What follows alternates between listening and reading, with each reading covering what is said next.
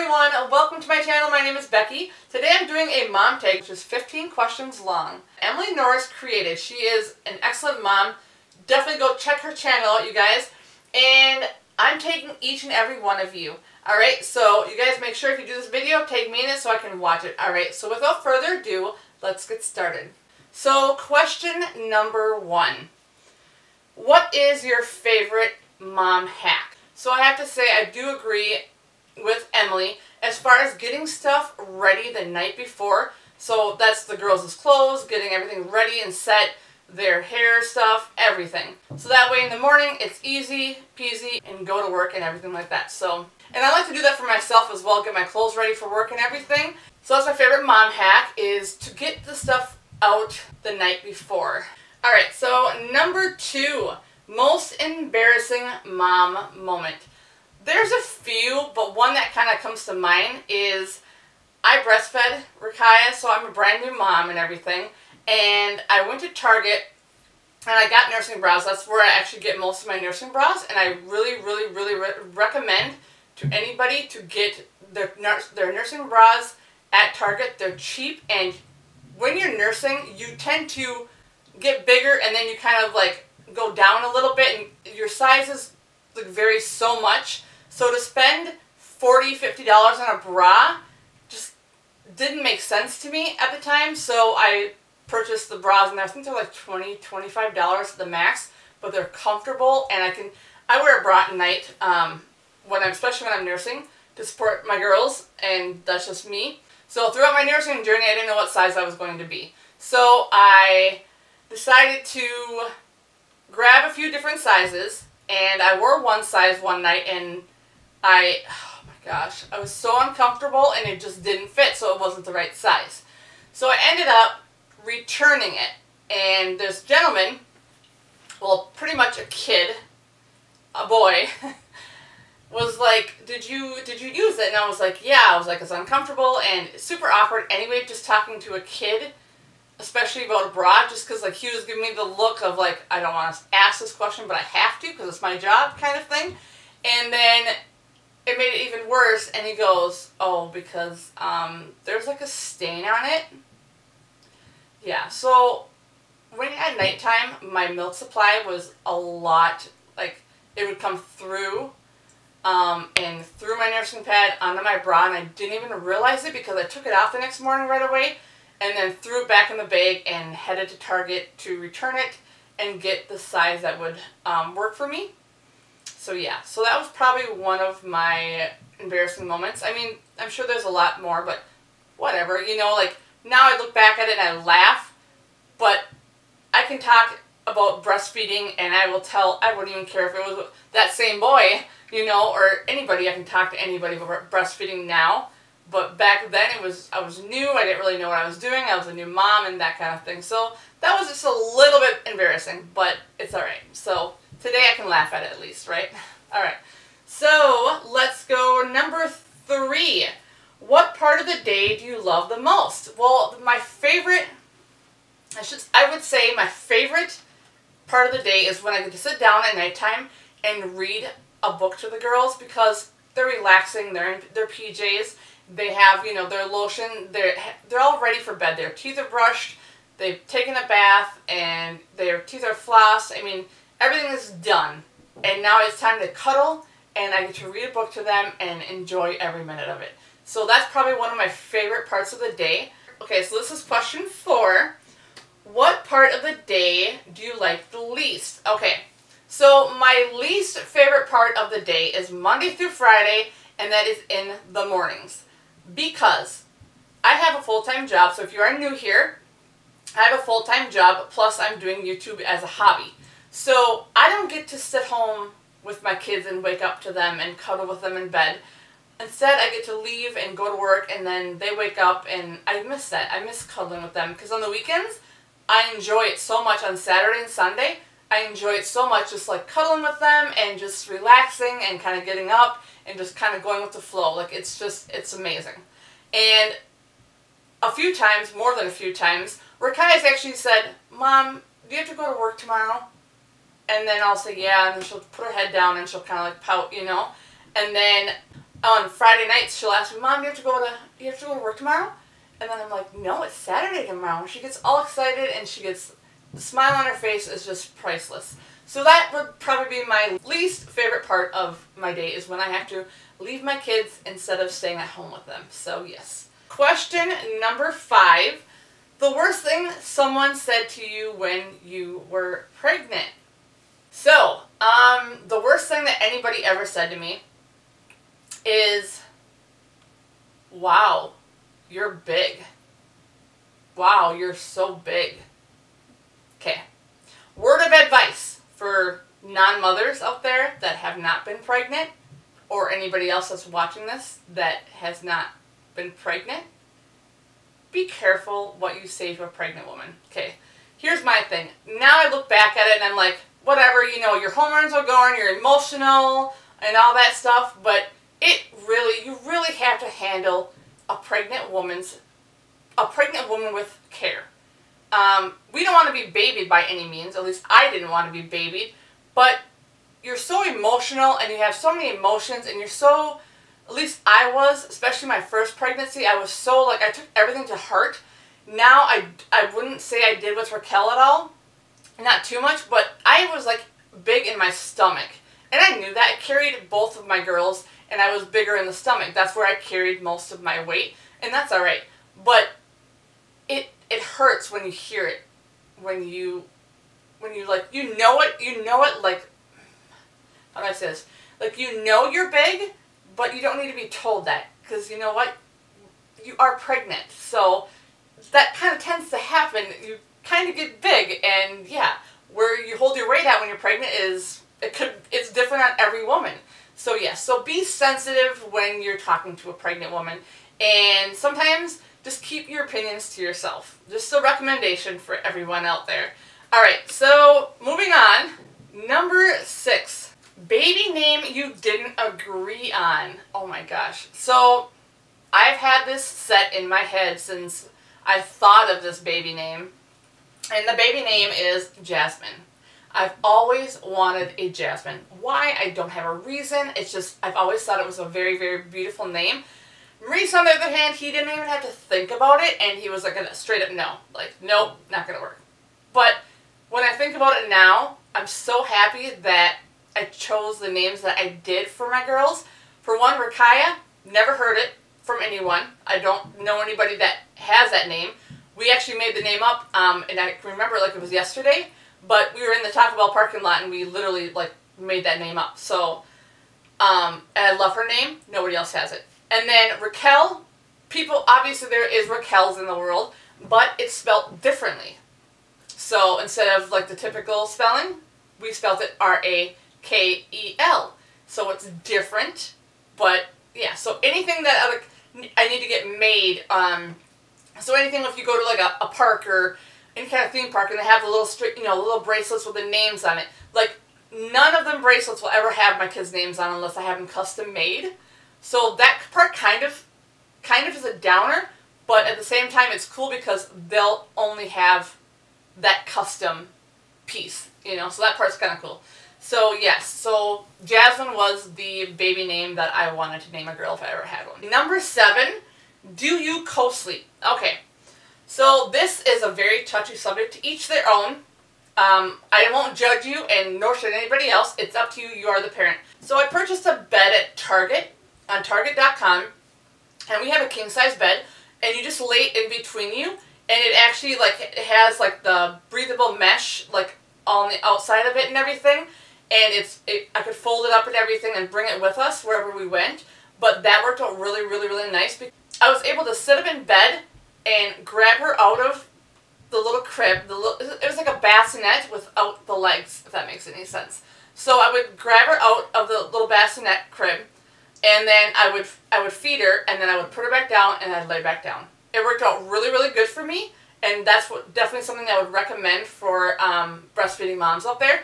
It's on my breastfeeding must-haves video, and I will link it either on this side or this side for you guys to go ahead and watch. But I would definitely check that video out. Technically, is that co-sleeping? I would consider it, but I was using safety precautions because I heard horror stories of people over on their baby, and it's just so scary. So to me, I wanted something as a barrier to protect both of my daughters. So yeah, so I would definitely recommend having something in the middle of the bed. I mean, to each their own. You're a mom, you know what's best, okay? You know what you're comfortable with and what you're not comfortable with. Once in a while, the girls will, if they're sick, automatic, they're in the bed with us, because I want to make sure that I can touch their forehead and make sure that their temperature's okay, you know, that kind of thing. So they're definitely, like, we co-sleep then. Sometimes they'll come in the middle of the night and, surprise, you wake up in the morning and they're in bed with you. And most of the time when they're in bed with me, honestly, you guys, I cannot sleep. I do not sleep good. I do not have a good night sound sleep, so I try to avoid it as much as possible. So yes, one problem with having the little middle section in there is I breastfed both of my babies past the 15-month mark, so they got used to sleeping in the bed with mommy and daddy, and that can kind of become a problem when you try to break them of that habit. So that can get pretty interesting. So it's up to you on what you do, whatever fits your family. Number 8. Something you bought but never used. I'm going to make a video on this because there are so many things that I bought that I never used. There's so many things that I wanted that I later on figured out that I really would have never used it or I never needed it. And my one thing that I did buy, and I'll just give you guys one example, is, so they have these cart covers you put over the cart and then you set your baby inside. By the time I would get my baby out of the vehicle and into the store, I never even thought about bringing that with. And I would always have it in my diaper bag, but I never ever took it out. So when I had Raquel, I was like, oh, I'm going to use that this time, so I'm keeping it. I'm not getting rid of it. And then again, so now it became getting 2 babies out of the car and never used it. It's still in the package, it's still brand new, and I actually plan on donating it to Goodwill or somewhere where somebody could actually maybe hopefully use it, because I didn't. So that was definitely something that I should have never bought because I never used. Okay, so Raquel's like freaking out up there. Apparently she's having a fit because she couldn't come down here to join her mom. Alright, so number 9, 3 hospital bag. She's mad. Oh, she's so mad. I don't know if you guys can hear very well, but I can hear her like clear as day. Alright, so number 9, 3 hospital bag must-haves. Okay, I would recommend a breast pump if you're breastfeeding, mom. I would recommend something that's very comfortable. So as far as pants, something that's dark. I would typically wear black. And then instead of having, I would have like something that ties instead of having the actual waistband, because you're not going to want anything that's going to hug that area, because typically it's pretty sore. At least mine was. So I would recommend wearing something baggy and loose like that. And another thing that helped so much, alright, so I wore sandals, and I would recommend it for any of you pregnant moms out there. When you go in the hospital, you're not going to want to sit there and bend over to tie your shoes or, you know, that kind of thing. So I'd recommend bringing a pair of sandals. And one more thing, I forgot one more thing. Bring 2 different size outfits. So a newborn size and a 1 to 3 month size. The reason why I say this, Rakaya fit into her newborn outfit for literally like a second, because she was so tall when she came out, and the newborn outfit, like all the newborn clothes that I got her, was a waste because none of them fit her. So that part kind of was a downer. And with Raquel, everything fit her because she was short. So yeah. So it can go either way, so I would recommend that. Alright, so that was my recommendations. I'm sorry, I know I went over 3, but there's so many more that I could give you guys. Alright, so let's go number 10. Are you a routine mom or a go-with-the-flow mom, and what does bedtime look like?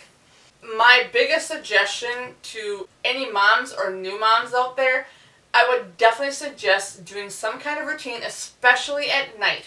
My girls do so much better on a routine. I mean, they know, like, they get tired at a certain time every single night. So I don't change it on the weekends even. Sometimes they'll stay up a little bit later on the weekends, but not by much, because I want to keep them on the routine, because they're happier babies when they're on a routine. So yes, and as far as bedtime, I do have my bedtime routine video, and I will link it up here, but go ahead and watch that as well. But yes, so I would definitely do a routine. She wants her mommy. Alright, you guys, I'll be right back.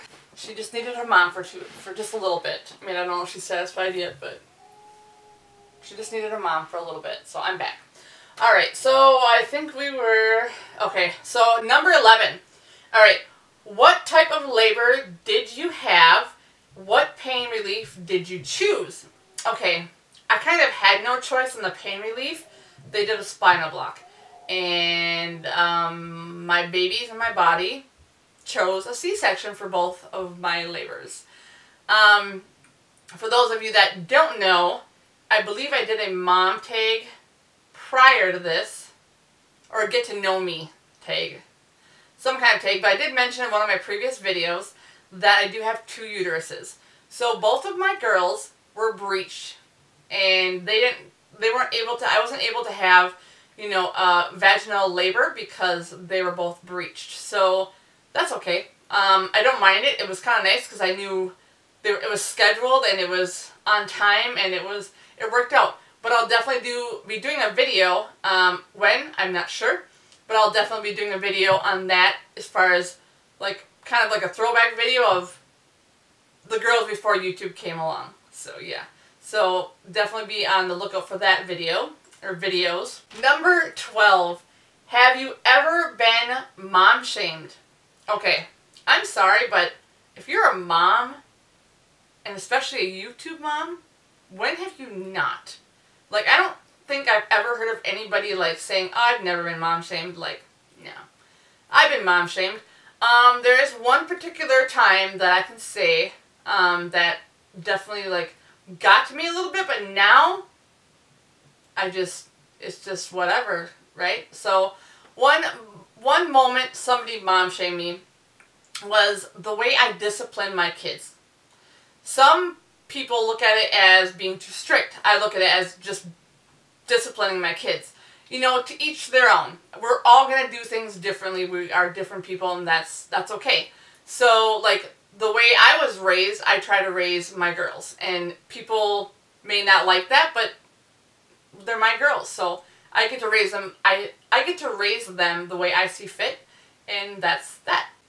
13. The biggest challenges you face since becoming a mom.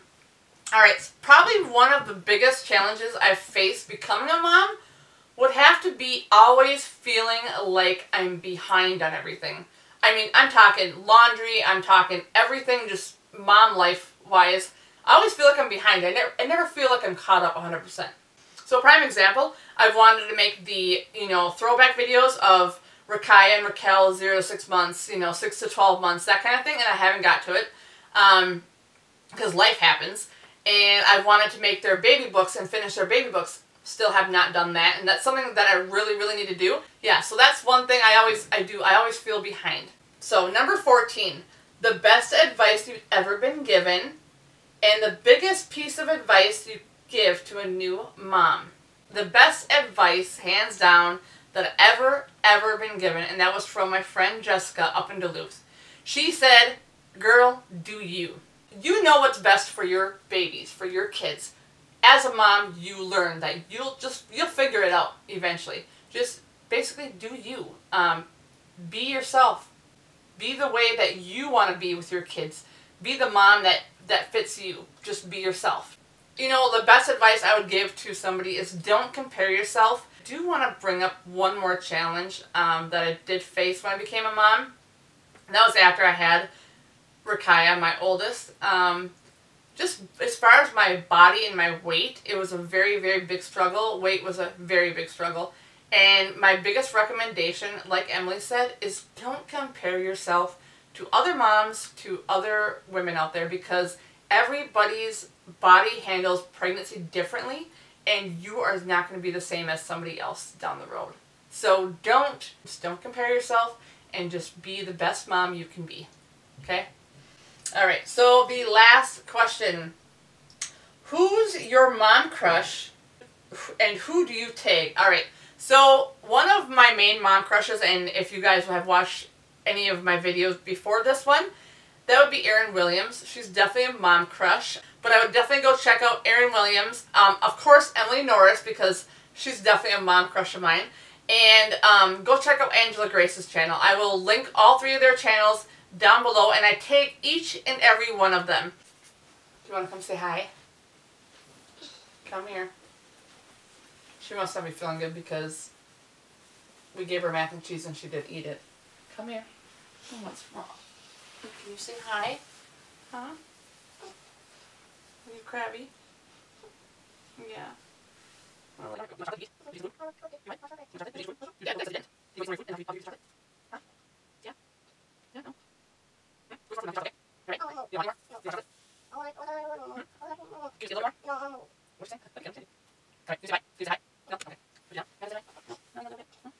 No.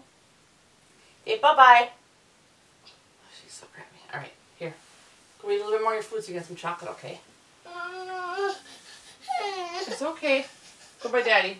Will you just get her a piece out of there? Can you, or no? No. Okay, just wait till Mommy's done, okay? Okay. Alright? Okay. Okay, it's okay. You don't need to cry. Oh, she's so crabby. So, if you guys did enjoy this video, definitely I would recommend doing the take, as I take each and every one of you. Make sure you take me in the video so I can watch it.